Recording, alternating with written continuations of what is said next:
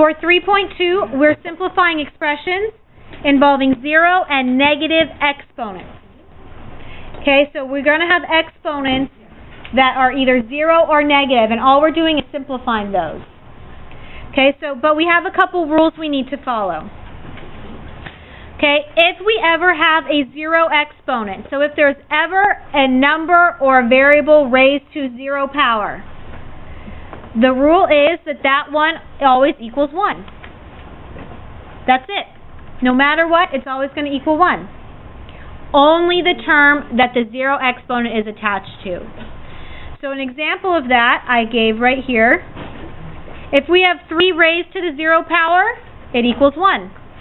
That's it. What's that 0 sign? Oh, it's at the 0 power.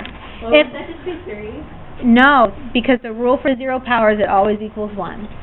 Because the power is telling you how many times you're multiplying the number by itself, right?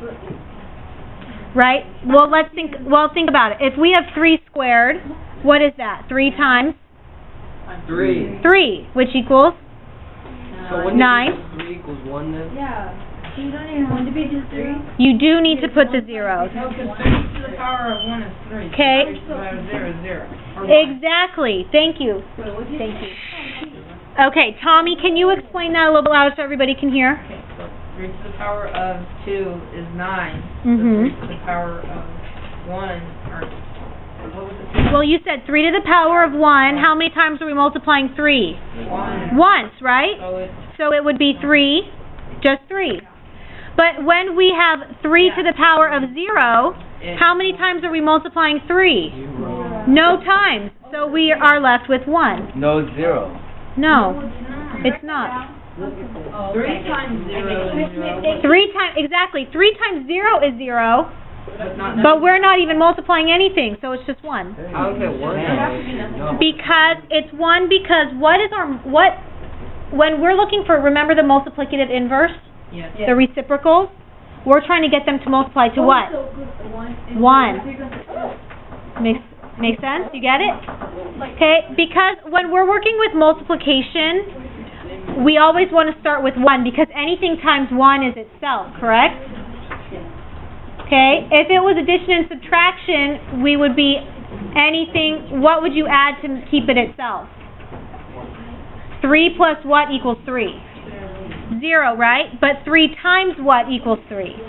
1. So when we're multiplying, 1 is kind of like our base where we want to start. So anything with a 0 power is going to equal 1 because we're not multiplying 3 by anything. So what if you had x to the 0 power?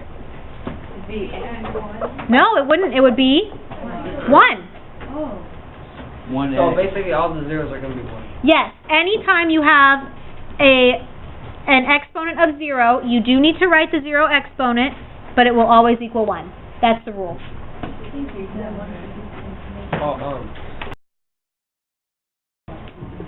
Alright, so how do you guys feel about it? Okay?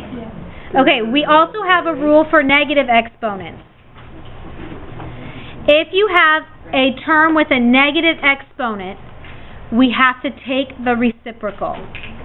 And that will make the exponent positive.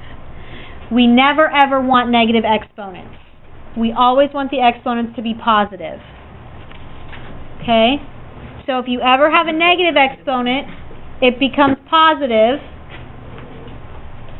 and we take the reciprocal. Okay?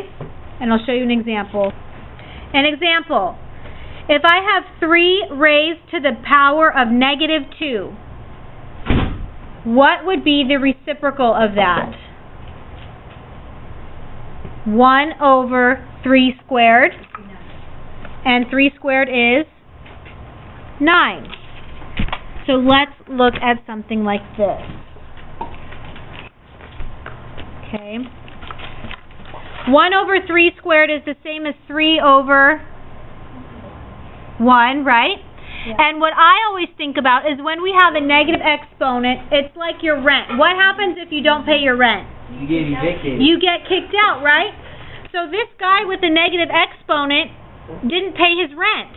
So he has to move downstairs. So we move him downstairs and then he becomes positive. So we would have a 1 on top, 3 squared on the bottom, And then we simplify that to 1 over 9. Does that make sense? Okay, let's look at another one. If I have, yes. Like, when you pause it, can you whip it up? Okay, let's say I have 5 to the negative 3. That's the same as 5 to the negative 3 over what? Over 1. He has a negative exponent, right? So he didn't pay his rent. So what happens? He has to move downstairs. Okay, when you move downstairs, you become positive now. So what's on the bottom? 5 to the third power. If 5 to the third moves down, what goes on top? Just a 1 because nothing's there. Okay?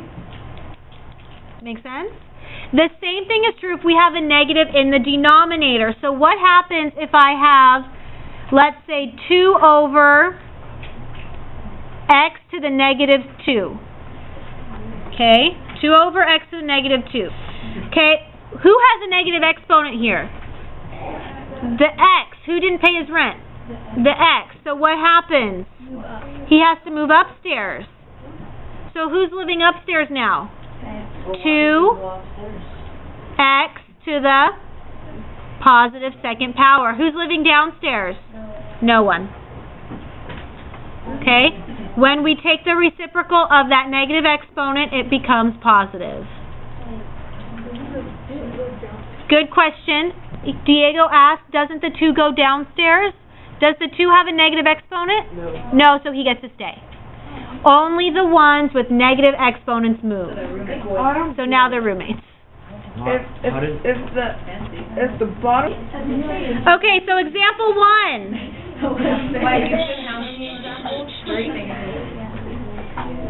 Example 1. 534 to the 0 power. Anything to the 0 power is what? 1. So we're done. That's it. That's it.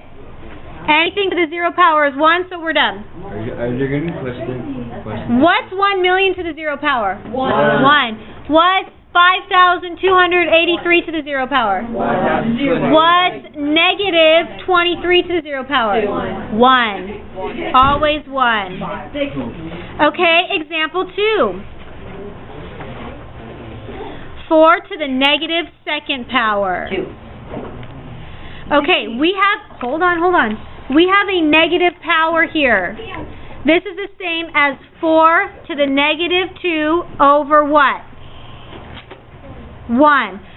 What happens when you have a negative exponent? He didn't pay his rent, so he has to he gets kicked out and he moves downstairs instead. So who's living upstairs? Just a 1 because there's nothing there right now. Now he's living downstairs, so he gets to be positive. So it's going to be 4 to the positive 2. Now we can evaluate this. What's 4 to the positive 2? 16. So it's going to be 1 over 16. 4 squared. 4 times 4. So you have to do it if there's numbers. If there's exponents, you can't.